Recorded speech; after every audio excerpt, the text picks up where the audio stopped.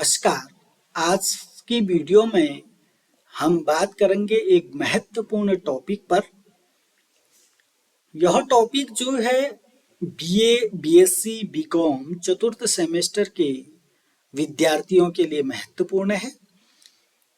बच्चों, आपके पाठ्यक्रम में एक वैदिक स्टडी विषय है, उसका पाठ्यक्रम आपने देख लिया होगा। अगर नहीं देखा है तो मेरे इस चैनल में जाकर आपका पाठ्यक्रम को देख लेना है। और उसी पाठ्यक्रम में एक टॉपिक है वैदिक कालीन ऋषि और ऋषिकाएं। यानी कि आपको इस पेपर में वैदिक काल के जो महिला ऋषि हैं और जो पुरुष ऋषि हैं उनके विषय में अलग अलग जानकारी प्राप्त करनी है। तो उन्हीं में से एक महिला ऋषि या जिसको ऋषिका कहते हैं, महत्वपूर्ण जो है प्रचलित है, उनका नाम है मैत्रेयी। तो आज की वीडियो में हम मैत्रेयी के बारे में जानेंगे।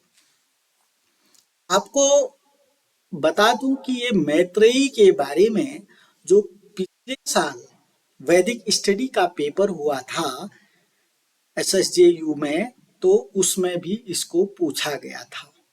वैदिक कालीन ऋषि का मैत्रेयी के बारे में पूछा गया था। तो बच्चों, आप इसका स्क्रीनशॉट ले सकते हैं, आप इसको लिख सकते हैं और 2-3 बार सुनकर याद कर सकते हैं। आइए देखते हैं। ये वैदिक काल की एक महान ऋषिका थी। वैदिक काल जानते हैं आप, प्राचीन काल में एक वैदिक काल जहां पर वेदों का प्रचलन था। वेद शब्द से आप पता चल गया होगा, ऋग्वेद, सामवेद, यजुर्वेद, अथर्ववेद। इस समय का जो काल था, उस समय एक ऋषिका महत्वपूर्ण थी। और भी थे, अपाला, घोषा, लोपामुद्रा, बहुत थी, लेकिन उनमें से एक थी मैत्रेयी। इस वीडियो में हम मैत्रेयी के बारे में सीख रहे हैं। अगली वीडियो में अगली ऋषिकाओं के विषय में जानेंगे। इसके लिए आपको चैनल को सब्सक्राइब करना पड़ेगा ताकि आपको अगली जो वीडियो है आसानी से पहुंच जाए। अगर नहीं करेंगे तो आप तक नहीं पहुंच पाएगी।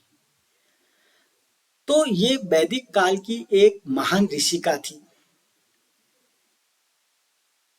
इन्हें महान दार्शनिक और महान विदुषी के रूप में जाना जाता है। विद्वान तो आपने बहुत सुने होंगे, लेकिन ये विदुषी है, महिला है, इसलिए विदुषी कहते हैं। जो महिला विद्वान होती है उसको विदुषी कहते हैं बच्चों। जो मैत्रेयी थी बच्चों, ऋषि याज्ञवल्क्य की धर्मपत्नी थी। तो ये ऋषि हैं। अगर याज्ञवल्क्य ऋषि के बारे में भी आपको जानना है, लेकिन इस वीडियो में हम केवल मैत्रेयी के बारे में जान रहे हैं। तो याज्ञवल्क्य ऋषि जो है उनकी धर्मपत्नी थी मैत्रेयी। और इनका उल्लेख बृहद आरण्यक उपनिषद में प्राप्त होता है। आपको बता दूं कि आपका वैदिक स्टडी में उपनिषद भी, आपको उपनिषद क्या है ये भी जानना है। तो उसमें से एक बृहद आरण्यक उपनिषद है, उसके बारे में भी आपको थोड़ा बहुत जानकारी रखनी होगी। तो जो मैत्रेयी और याज्ञवल्क्य हैं, इनका उल्लेख बृहद आरण्यक उपनिषद में प्राप्त होता है।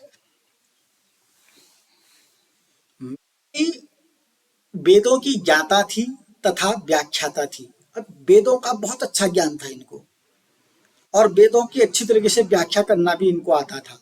इस कारण इनको ब्रह्मवादिनी के रूप में जाना जाता है। अब मैत्रेयी को ब्रह्मवादिनी कहते थे, क्यों कहते थे, यह आपको इसका जवाब इसमें मिल गया है। मैत्रेयी को ब्रह्मवादिनी कहा जाता था बच्चों, क्योंकि उनको वेदों का ज्ञान था और वेदों की अच्छी खासी व्याख्याता भी थी वो, इसलिए उनको ब्रह्मवादिनी भी कहा जाने लगा। मैत्रेयी को बुद्धिमत्ता और ज्ञान के लिए सम्मानित किया जाता था। तो वैदिक काल में मैत्रेयी को उनकी बुद्धि, उनकी बुद्धिमत्ता और उनके ज्ञान के लिए सम्मानित किया जाता था। हमेशा जो विद्वान होता है, ज्ञानी होता है, उसको सम्मानित किया जाता है। वह अपने टैलेंट से, अपनी बुद्धिमत्ता से, अपने ज्ञान से अपने क्षेत्र में उत्कृष्ट कार्य करता है और सम्मान को प्राप्त करता है। ऐसे ही महिला थी वैदिक काल की मैत्रेयी, जो अपनी बुद्धिमत्ता और ज्ञान के लिए सम्मानित हुआ करती थी। वह वैदिक कालीन महिलाओं के लिए महत्वपूर्ण उदाहरण रही। उस समय वैदिक काल में महिलाओं के लिए प्रेरणा स्रोत थी वो महिला मैत्रेयी। इस प्रकार मैत्रेयी को विदुषी के रूप में है, विदुषी के रूप में उनको जानने लगे, जाना जाता था, आज भी जाना जाता है। याज्ञवल्क्य की धर्मपत्नी के रूप में उनको जाना जाता है, यानी कि जो मैत्रेयी है वो याज्ञवल्क्य की धर्मपत्नी है।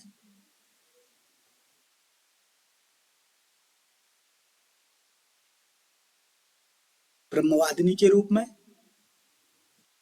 आत्मज्ञान की खोजकर्ता के रूप में, तथा वैदिक एवं आधुनिक महिलाओं के प्रेरणा स्रोत के रूप में जाना जाता है।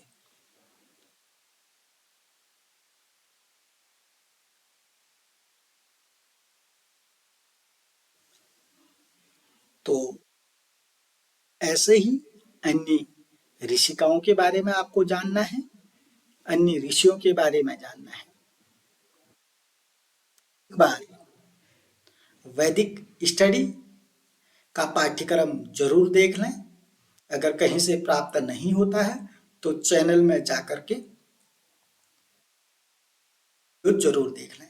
अगर आपको चैनल में सर्च करने में दिक्कत है तो आप लिख सकते हैं चैनल में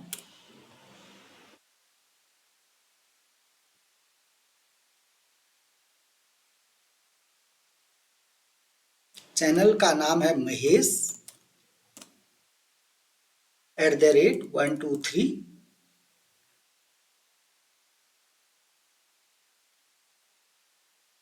इसमें जाकर के आप भली भांति वैदिक स्टडी के पाठ्यक्रम को खोज सकते हैं। अगर आपको इस चैनल में जाकर दिक्कत होगी तो आप इसके बाद वैदिक स्टडी लिख सकते हैं, तो आपको पाठ्यक्रम की प्राप्ति हो जाएगी। तो ये चैनल का नाम है महेश @123 संस्कृत। इसको एक बार मैत्रेयी के बारे में जितना भी आपने सीखा एक बार जरूर इसको लिख लीजिएगा, स्क्रीनशॉट ले लीजिएगा। परीक्षा की दृष्टि से जो आने वाली परीक्षा है उसकी दृष्टि से महत्वपूर्ण है। इसी के साथ मैं फिर से बता रहा हूँ, आपको एक सवाल ये नोट कर लीजिएगा कि पेपर में आने की संभावना कि जितने भी 4-5 महिला ऋषियों का, 4-5 जो पुरुष ऋषि हैं उनके बारे में नोट जरूर बना लीजिएगा बच्चों। उनमें से एक सवाल बनना ही बनना है। तो 4 ऋषि महिला, 4 पुरुष ऋषियों के बारे में अच्छी तरीके से जानकारी कर लीजिएगा। तो अभी के लिए इतना ही। अगले वीडियो में अगले टॉपिक के साथ आपके सम्मुख उपस्थित रहूंगा। तब तक के लिए नमस्कार, धन्यवाद।